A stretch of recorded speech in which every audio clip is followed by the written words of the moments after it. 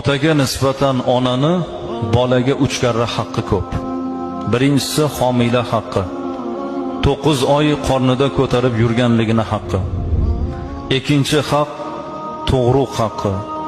Jonini garovga qo'yib, o'limni bo'yniga olib, bolasini dunyoga keltiradi.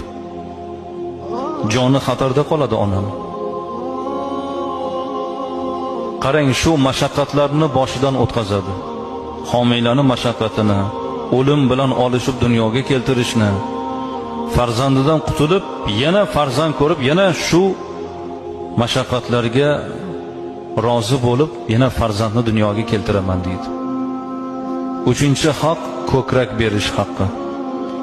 Kechalari bedor bo'lib, bolasiga ko'ksidan bol emdirgan bu ona bo'ladi.